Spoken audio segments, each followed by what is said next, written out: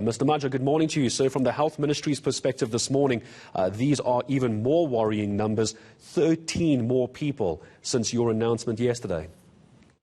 Yes, indeed. We have an increase. The number that is there right now, it is up to 51. Can you give us a breakdown as far as the provinces are concerned? I do have your briefing from earlier. I just want to make sure I have all the right numbers. Can you give me the breakdown per province? Yes, the breakdown for province,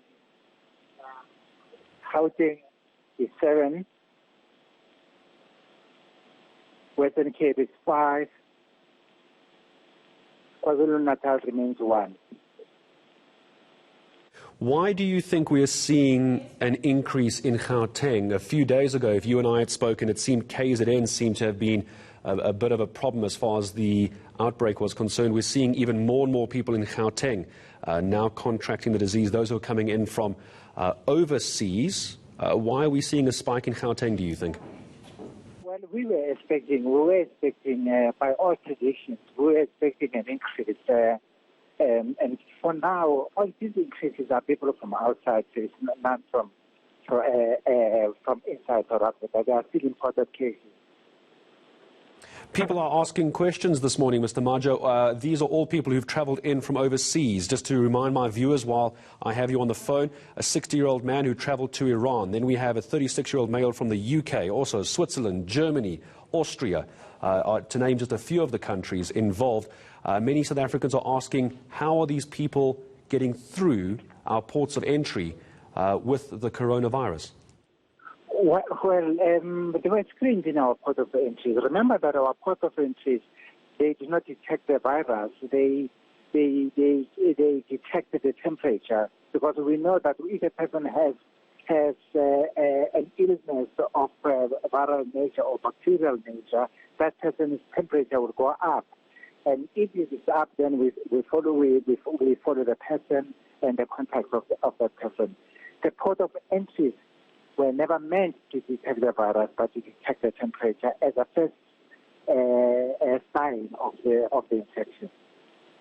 You're saying it was never intended to do that. Now, sitting with the numbers that we have, Mr. Maja, 51, is that going to change? Are we going to see a change at ports of entry from today? Because many South Africans, I'm sure you'll agree, are very concerned about this. Yeah, no, the South Africans are quite right to be concerned. And we must say that we are expecting an increase in this epidemic.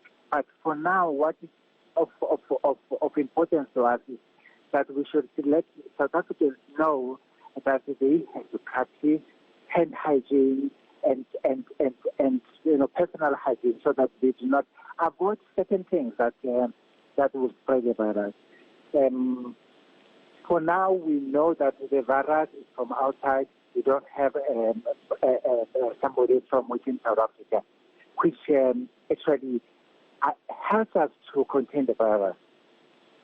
And that's what I think much of the criticism, Mr. Maja, is that the government is dealing with at the moment. This wash your hands campaign, the hand sanitizers, the masks, all of that is very much in place within our borders. All of these cases seem to be coming from outside the country. So South Africans, some could argue, are doing their part, yet people who are infected are still getting into the country. I didn't get that clearly. Not a problem. I'll repeat the question. You're quite right in the washing of hands and the campaign around hand sanitizers, etc., within South Africa's borders is going well. We're not getting cases within South Africa. The cases are coming from overseas. That is where there's a loophole in the screening process. People from outside of South Africa coming into South Africa. How are we going to handle that? The Wash Your Hands campaign is fine.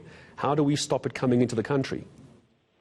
Well, we stop it by coming to the country, but by actually screening people who have been to high-risk areas. That is why we don't just let a person go, even if the person does not have a temperature. But if a person has answered certain questionnaire to say that they've been to high-risk areas, we follow those people to check if they are ill. And should they test positive, then we will trace the contact. in particular the people who were in the same aeroplane with the person who was tested positive, and the family or any other person who might have come across this person who has been identified as positive. These people that have been identified, these 13 new people who are carrying the COVID virus, are they going to go to this ranch up in Limpopo where we've seen the other members of the other South Africans from Wuhan going, or is it going to be self-isolation? What do we know about these 13 people? Where are they going to be isolated? Well, the people at the ranch are not people who are here. They are people who are healthy.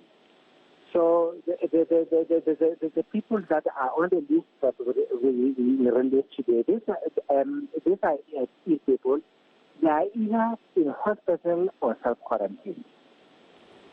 All right, I appreciate your time for the moment this morning, speaking to us about the latest numbers and how the Health Ministry, they say, are trying to handle this situation. Of course, it goes also to the Department of Tourism, as well as many other departments around the country. That was, however, the Health Ministry just confirming to us the number of COVID-19 cases, now standing at 51. It is up by another 13 cases